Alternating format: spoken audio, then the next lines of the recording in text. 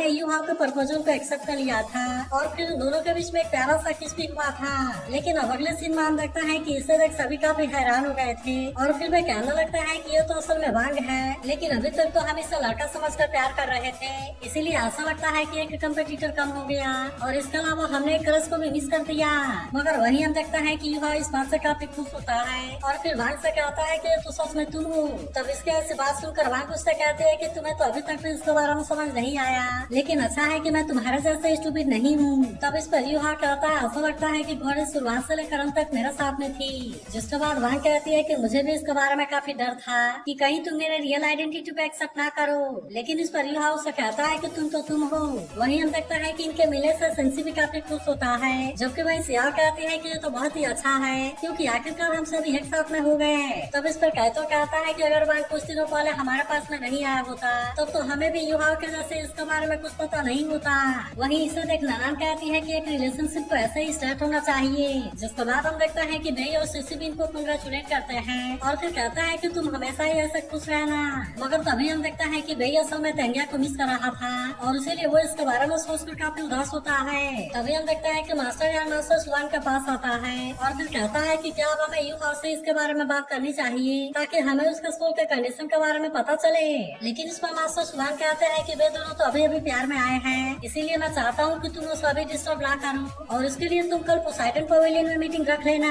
जिसके बाद हम देखता है कि वे सभी भी मास्टर सुवान की बात मान गए थे। लेकिन फिर अगले सीन में हम युवा और वांग को देखते हैं जो कि एक साथ में कहीं पर एंजॉय करने के लिए गए हुए थे। तभी युवा उससे पूछता है कि क्या मैं फ्यूचर में तुम्हें डोंगर बोलूंगा, लेकिन हम देखता है कि वांग इससे अपने जेंडर के बारे में छुपाने के लिए सॉरी कहती है। तब इस पर युवा भी कहता है कि मैं इसके बारे में समझता हूँ और मैं तो इसके लिए असल में बहुत ही लकी हूँ। लेकिन इसके ऐसी बात सुनकर वांग उससे पूछते हैं कि क्या सच में। जिसके बाद युवा उसे कहता है कि हाँ मैं सच में इस बात से काफी खुश हूँ क्योंकि अगर तुम लड़की के रूप में यहाँ पर आई होती तो फिर मैं इसके बारे में क्या ही कर पाता, और इसीलिए मैं कहना चाहता हूँ कि तुम सच में बहुत ही ब्यूटीफुल हो और इसीलिए ऐसा हो सकता था कि तुम्हारे पीछे बहुत सारे लड़के होते। तभी हम देखता है कि वांग यहाँ से जाने लगती है और युवा उससे पूछता है कि क्या सच में तुमने मुझसे प्रॉमिस किया था। तब हम देखता है कि वांग इससे बड़े प्यार से स्टूपिड बोलती है और फिर इसने अपने हाथ को आगे कर दिया था। जिसके बाद हम देखता है कि युवा भी खुश होकर दौड़ते हुए इसके पास आता है और फिर कहता है कि क्या मैं कोई सपना देख रहा हूँ। तब इस पर वांग उससे पूछते हैं कि क्या अभी तक भी तुम्हें इसके बारे में समझ नहीं आया। जिसके बाद हम देखता है कि युवा भी इसके साथ में बिताए हुए पलों को याद करने लगता है क्योंकि वांग इसे हर समय बचाने के लिए खड़ा था और इसीलिए इसके लिए युवा वांग को थैंक यू कहता है और फिर कहता है कि अब से मैं तुम्हें प्रोटेक्ट करूंगा। जिसके बाद हम देखता है कि वांग भी इस बात से काफी खुश हो गई थी और फिर वे दोनों एक साथ में काफी अच्छा टाइम बिताने लगते हैं। जबकि वही हम देखता है कि थैंक्स और सियाओ युगी इसे देख रहे थे। तभी युवा वांग से कहता है कि तुम्हारी कोई बायोलॉजिकल सिस्टर नहीं है, लेकिन असल में मैं यहाँ पर आते समय एक लड़की को देखा था जो कि बिल्कुल ही तुम्हारे जैसा दिख रही थी और उसका नाम था वांग चियू। तब इसका बारे में सुनकर वांग उससे कहती है कि वह बिल्कुल मेरे जैसी थी, लेकिन यह असल में कैसे हो सकता है क्योंकि असल में मेरी तो कोई बायोलॉजिकल सिस्टर ही नहीं है। फिर हम देखता है कि वांग इससे वो बैग देती है जिसे कि इसके सेकंड फादर ने आते समय दिया था। तब इसे देख युहा भी कहता है कि यह तो तुम्हें मिला था और इसीलिए तुम ये मुझे क्यों दे रही हो। तब इस पर वांग कहती है कि असल में मैं भी इसके बारे में कुछ नहीं जानती और मेरे सेकंड फादर ने मुझे केवल ये बताया है कि मेरे फादर इसे छोड़ गए थे और इसीलिए सेकंड फादर ने मुझे इसे तुम्हें देने के लिए बोला था।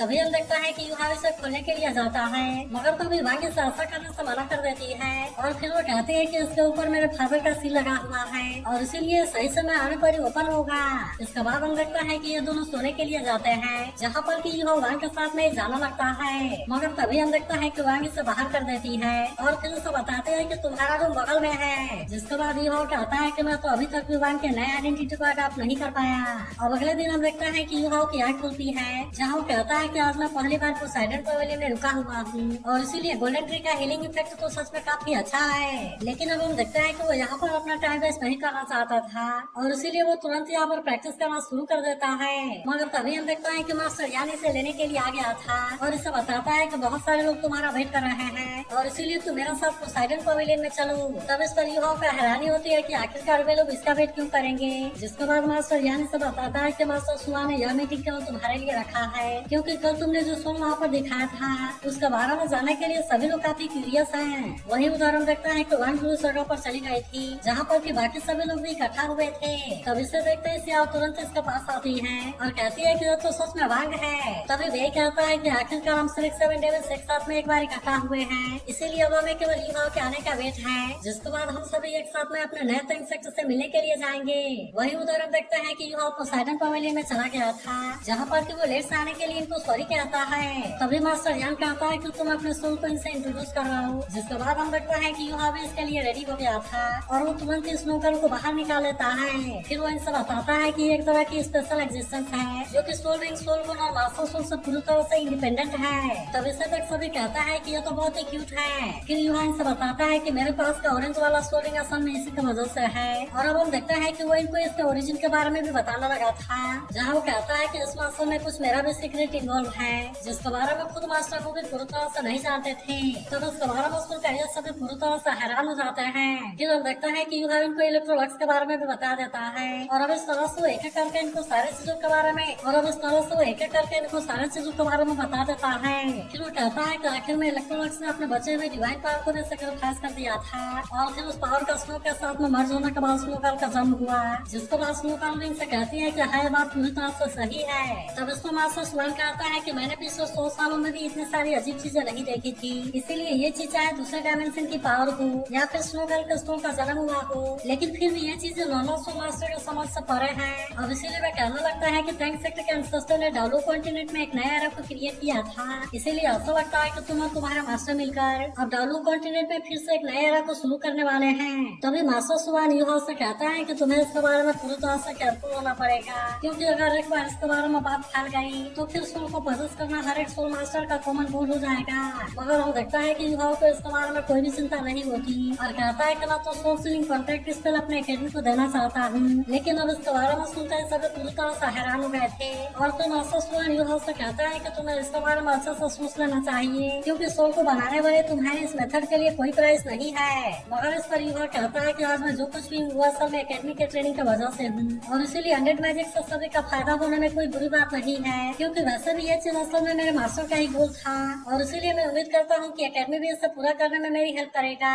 और फिर हो सकता है कि इस तरह से सोल बेस्टोर इंसानों के बीच में पूरी तरह से शांति आ जाए। तब हम देखता है कि मास्टर सुहान भी ऐसे बात सुनकर काफी इंटरेस्ट हो गए थे और फिर कहता है कि मैं भी इस गिफ्ट को एक्सेप्ट करने के लिए रेडी हूँ और उसके साथ वो ये भी अनाउंस कर देते हैं कि पवेलियन मास्टर का सक्सेसर यूहा होगा। तब इसके बारे में सुनकर यूहा भी इस पर सब पूरी तरह हैरान हो गया था और फिर वो मास्टर सुहान से कहता है कि ये कैसे हो सकता है, लेकिन तभी मास्टर यान उससे कहता है कि तुम्हें इसके लिए मना करने की जरूरत नहीं है, क्योंकि ये चीज असल में खुद मास्टर मूवी डिसाइड करके गए थे और इसीलिए हम भी इसके लिए एग्री हैं। जिसके बाद हम देखता है कि यूहा भी आखिरकार इसके लिए मान गया था। फिर हम देखता है कि वो बेई और बाकी लोगों से मिलने के लिए आ गया था, जहाँ पर सेक्सी इसका मजा लेते हुए कहता है कि अब तो तुम बहुत ही शानदार हो और ऐसा लगता है कि अब हम एक साथ में कहीं पर वॉक नहीं कर पाएंगे। तब इस पर नानान कहती है कि यह तो असल में यूहा की एबिलिटी है और इसीलिए तुम्हें इस बात से कोई मतलब नहीं रखना चाहिए तभी बे भी कहने लगता है कि नानान की बात सही है और वैसे भी हम सिर्फ 7 डेज एक साथ में इकट्ठा हुए हैं, इसीलिए हमें टैंक सेक्टर के बारे में भी डिस्कस कर लेना चाहिए। और फिर वो संसद से कहता है कि तुम यूहा को परेशान ना करो। तब उस पर संसद कहने लगता है कि मैं तो एकदम मजाक कर रहा था, लेकिन यहाँ पर आते ही इसका करियर और अब दोनों सेट हो गया और वही हम देखता है कि वह इसके बारे में सुनकर शर्माने लगती है। जिसके बाद हम देखता है कि बाकी लोग भी हंसने लगते हैं, लेकिन फिर हम देखता है कि वो यहाँ से अपने टैंक सेक्टर में जाने के लिए रेडी हो गए थे और फिर भी कुछ टाइम में इसके सामने भी आ जाते हैं। लेकिन अब हम देखता है कि वे यहाँ से जाने लगे थे तभी वहाँ कहते हैं कि वो भी आ गई और हम देखता है कि नाना यहाँ पर यूहा से मिलने के लिए आ जाती है। फिर हम देखता है कि वह तुरंत इसके पास आती है और कहती है कि कहीं तुम भी तो मेरा मजाक नहीं उड़ाओगी। तभी यूहा नाना से कहता है कि तुम हमें केवल हमारा नाम से बुला सकती हो, जिस पर नाना कहते हैं कि मैं तुम्हारे हेल्प के बारे में कभी भी नहीं भूल सकती, क्योंकि तुमने न केवल मेरे पेरेंट्स के सुख बचाया बल्कि तुमने तो मुझे एक नई लाइफ भी दी है और इसीलिए मैं इसे रिप्ले करने के लिए कुछ भी करूंगी। जिसके बाद यूहा उससे कहता है कि अब तो तुम टैंक सेक्टर की मेंबर हो और इसीलिए तुम्हें हमारे सामने इतना पोलाइट होने की जरूरत नहीं है। फिर वो ये भी कहता है मैं उम्मीद करता हूँ कि तुम पास्ट के पेन के बारे में भूल जाओगी और अब तुम रियल हैप्पीनेस को गेन करोगी। जिसके बाद हम देखता है कि नाना भी इसकी बात मानने के लिए रेडी हो गई थी और फिर वो बई से कहती है कि मैं मटेरियल को चेक करने के लिए जा रही हूँ और फिर वो सबको गुड बाय बोलकर यहाँ से चली जाती है। तभी हम देखता है कि यूहा अपने नए टैंक सेक्टर को देखने के लिए एक्साइटेड होता है, जिस पर वह कहती है कि नए साल में तुमने और काइतो ने सलमान अकेडमी में काफी मेहनत किया, लेकिन असल में हम भी यहाँ पर ऐसे साथ नहीं बैठे थे बल्कि हमने भी यहाँ पर टैंक सेक्टर को डेवलप करने के लिए काफी मेहनत किया।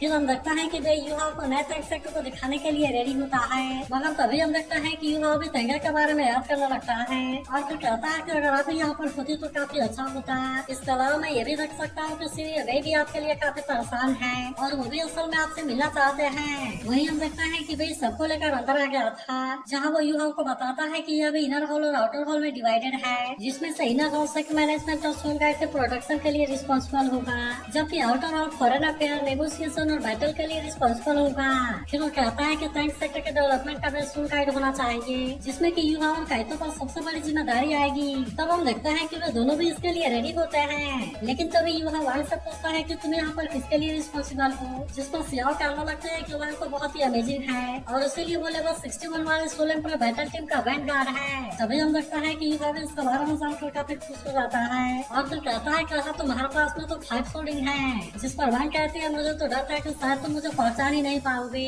फिर भी मैं तुम्हें बता देना चाहती हूँ कि हाउटियान सेक्टर का टैंक सेक्टर के साथ में डीप रिलेशनशिप है, इसीलिए मैं भी टैंक सेक्टर को रिवाइव करने के लिए पूरी मेहनत करूंगी। फिर हम देखता है कि मैं बात करते हुए अंदर वाले एरिया में आ गए थे, जहाँ पर नारायण कहती है कि ट्रेड की जिम्मेदारी मेरे और सियाओ पर है और फिर वो युवा से कहते हैं कि तुमने जो डिजाइन ड्राइंग भेजी थी उनमें सभी जुगी कोड बैलिस्टा और सोल गाइड आर्टिलिसन का प्रोडक्शन हो रहा है। तभी हम देखता है कि कहते भी उससे लेकर देखने लगता है और फिर कहता है कि ये तो बिल्कुल लेवल 5 वाले फिक्स सोल पैनल के बराबर है, लेकिन अच्छी बात यह है कि यह असल में ज्यादा सोल पावर को जनरेट कर सकता है। लेकिन तभी बेइन से कहता है कि मैं तुमसे एक और चीज के बारे में डिस्कस करना चाहता था, क्योंकि मैं देख रहा हूँ कि कुछ अनजान लोग सिरेक सिटी के आसपास में घूम रहे हैं और यही सेम सिचुएशन असल में जिंगलू टियानू और डाउलिंग एम्पायर के बाहर भी है और इसीलिए मुझे ऐसा लगता है कि सनू ने पार कोई एक्शन लेने वाला है। तब उस पर सेंसी कहता है ऐसा लगता है कि वे युवाओं को मारना चाहते हैं और इसका सीधा मतलब है कि वे सिरेक एकेडमी से डरे हुए हैं। वही उदाहरण रखता है कि वहाँ को भी इसके बारे में चिंता होने लगती है, जिसके बाद युवा कहता है कि टैंक सेक्टर को पावर को दिखाने का ये सही समय नहीं है। जिसके बाद हम लगता है कि बाकी लोग भी इसको बात मानने के लिए रेडी हो गए थे और वही कहता है कि अभी हमें अपने ताकत को ग्रो करना होगा,